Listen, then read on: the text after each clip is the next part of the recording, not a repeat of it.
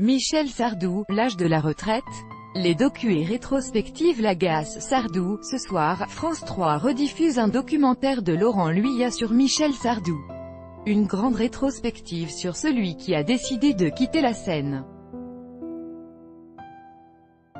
Mis à jour le 31 août 2018 à 17 h, il a fait ses adieux à la scène au printemps et son dernier concert au sein du Palais des Sports de Paris a été diffusé le 10 juillet sur France 2. Michel Sardou est cette fois à l'honneur sur France 3, ce vendredi soir, avec la rediffusion du documentaire de Laurent Luyat, le film de sa vie.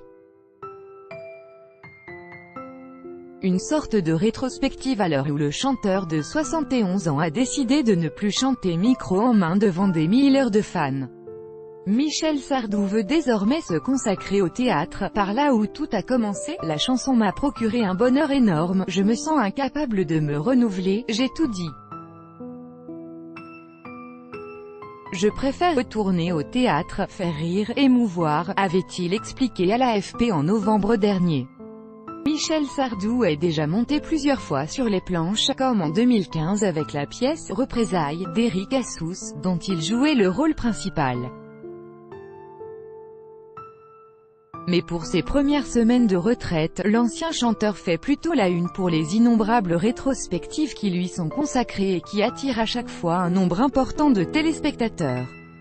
Avant, le film de sa vie, diffusé ce soir sur France 3, Michel Sardou était aussi à l'honneur le 27 mars dernier sur W9 dans un documentaire intitulé « Michel Sardou, l'indomptable ». En plus de parler de sa carrière légendaire, le but de ces reportages est souvent de chercher à savoir qui se cache derrière cette légende de la musique, et de revenir sur les scandales qui ont émaillé sa carrière. Michel Sardou, on raconte ma vie parfois comme si j'étais mort. Si Michel Sardou n'avait pas réagi en mars dernier, il avait donné son avis lors de la première diffusion du reportage, le 17 octobre 2017. Ce même documentaire avait été diffusé et avait été suivi par plus d'1 million de téléspectateurs sur W9. Un succès que le principal intéressé avait eu du mal à expliquer. Ce qui m'amuse, c'est qu'on raconte ma vie sans me demander mon avis.